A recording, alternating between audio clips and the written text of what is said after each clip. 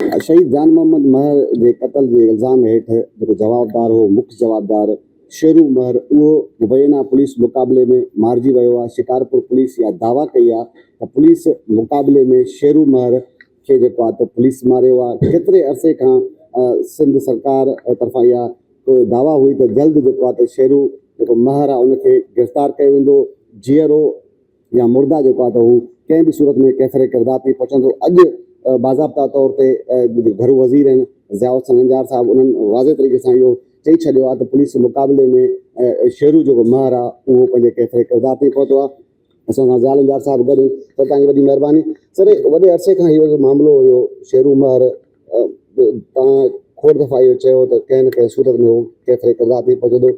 अॼु उहो मारिजी वियो आहे। छा सम्झो था सॼो जेको मामिलो आहे इहो कीअं थियो थोरो ॿुधाइजो साईं। ॾिसो इन में यकीनन तव्हांजी सहाफ़ी बिरादरी जो काफ़ी प्रेशर हो पुलिस ते ऐं मां जेके बि 2-3 विज़िट कया आहिनि सखर रीजन जा ऐं लाड़काना रीजन जा त उते इहो क्वेश्चन बि थींदो। ऐं असां जॾहिं मीटिंग्स पिया कयूं त 2 मुंहिंजी प्रायोरिटीज़ हुयूं। हिकिड़ो जान मोहम्मद महर जा क़ातिल, ॿियो प्रिया कुमारी। अलहमदुलिल्लाह अॼु जान मोहम्मद जा जेके क़ातिल आहिनि उहे पंहिंजे कैफ़रे किरदार ते पुॻा आहिनि। ऐं मां हींअर तव्हांजी तवसुल सां प्रिया कुमारी जे बि वालिदैन खे इहो ज़रूरु चवंदुसि त पुलिस पंहिंजे कम सां लॻी पई आहे ऐं अलाह कंदो त उनजी बि का ख़बरचार पवंदी ऐं सेफ रिकवरी थींदी। ही जान मोहम्मद महर जा जेको क़ातिल हुआ इहे जेको मां सदाईं रिपोर्टूं वठंदो हुउसि उन ई चवंदा त अहिड़े एरिया में आहिनि जेको पुलिस जी अप्रोच खां थोरो ॿाहिरि आहे ऐं पुलिस उन्हनि जी रेकी कंदी रही आहे।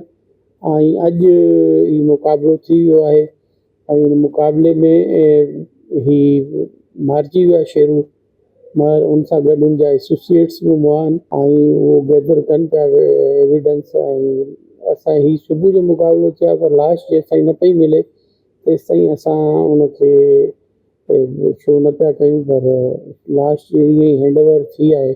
मेडिकल थींदो। कुझु दोस्तनि चयो त को बीमारी जे करे मरी आहे, अहिड़ी का बि ॻाल्हि न आहे। ऐं बहरहाल असांजो त इहो ई हो त असांखे उन क़ातिल ज़िंदा या मुर्दा पकड़णो आहे ऐं तमामु वॾो हिकिड़ो केस हो ही। ऐं असांजे लाइ सहाफ़त में असां हिते जानू असांजो पंहिंजे मुंहिंजो पर्सनल दोस्त हो ऐं चेयरमैन साहबु हुते वियो। चेयरमैन साहबु ख़ातिरी कराई त असां जवाबदारनि खे अरेस्ट कंदासीं।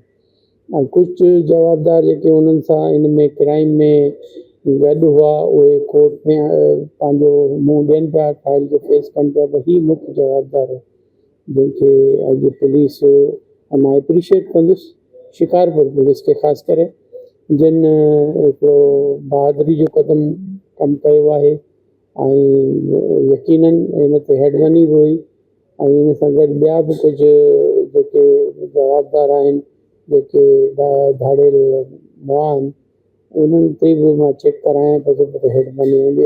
इंशाल्लाह पुलिस पार्टी खे असां इनाम बि ॾींदासीं। अच्छा सर इहो ॿुधाइजो त हीउ जेको वाक़ियो थियो आहे मुक़ाबिलो थियो आहे इन मुक़ाबले में जीअं तव्हां ॿुधायो था कुझु ॿिया बि आहिनि त केतिरी देरि ताईं छा ॿुधाईंदा पुलिस ऑफिसर पोइ क्लियर थींदा त केतिरा माण्हू ज़ख़्मी आहिनि, केतिरा माण्हू ॿिया मारिजी विया आहिनि? ॾिसो ही शाम ताईं क्लियर थी वेंदो। तव्हांखे ख़बर आहे कच्छ जो इलाइक़ो जेको आहे ॿिली पैर थी गाॾी हलाए ऐं उते वञी ही सुबुह जो वाक़ियो थियो आहे ऐं ॿियूं गाॾियूं उते पहुतियूं आहिनि ऐं सॼी रेंज जी पुलिस उते पहुती आहे त उनमें टाइम थो लॻे। ऐं उते हेल्थ जी फैसिलिटीज़ बि एतिरियूं प्रॉपर न आहिनि। प्रॉपर शिकारपुर हॉस्पिटल में सभु डेड बॉडीज़ ईंदियूं ऐं पोइ उन खां पोइ ई तव्हांखे ॿुधाए सघंदासीं। ठीकु आहे, थैंक यू। जिन तव्हां जेको सूबाई घर वज़ीर ज़ियाउल संगंजार साहब जी गुफ़्तगू ॿुधण जो चवणु आहे त पुलिस मुक़ाबले में जेको आहे त जेको जानू जेको शेरू महर उहो पंहिंजे जेको आहे अंजाम ते पहुतो आहे। जी।